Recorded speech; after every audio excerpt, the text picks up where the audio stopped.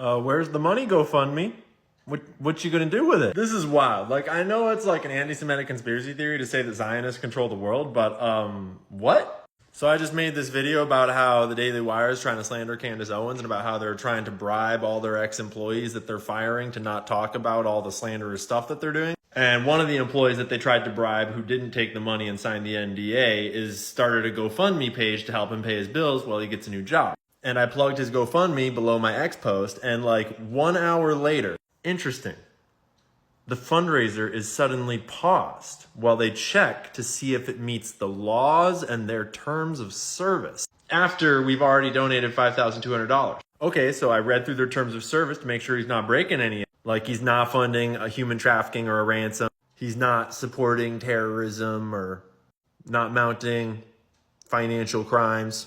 He's not selling goods or services or counterfeit music or anything. It's like none of these. Oh, interesting.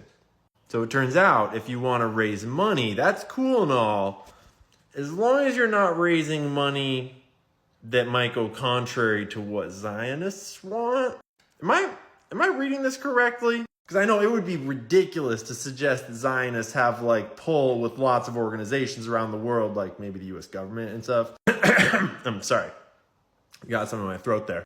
But it looks an awful lot like you're suspending a dude's campaign because the Daily Wire asked you to? I'm pretty confused, GoFundMe. This is not a good look. Like, you realize this is the internet and we can all see you, right? Besides, aren't you guys the ones that stole all the money from the truckers in Canada that were protesting the lockdowns that had no scientific backup whatsoever? Which Fauci begrudgingly admitted in Congress the other day. Side note. Yeah, that's a little sus. So anyways, homeboy opened a new fundraiser on a different website that's not going to hopefully steal his money and bow to the Zionists asking them to do weird things. I'll post the link below on X.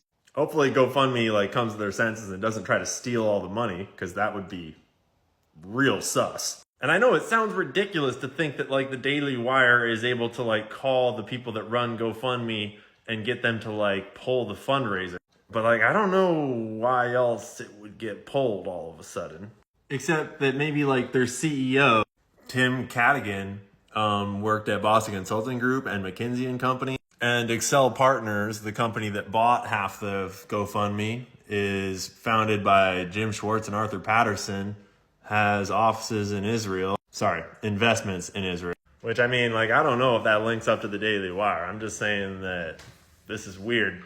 And all those groups I just mentioned are pretty tied into everybody else. I don't know. If you got a better explanation, you let me know. But maybe you don't go fundraising on GoFundMe in the future. Unless GoFundMe, you want to like weigh in and let us know what's going on. What rules did our buddy break?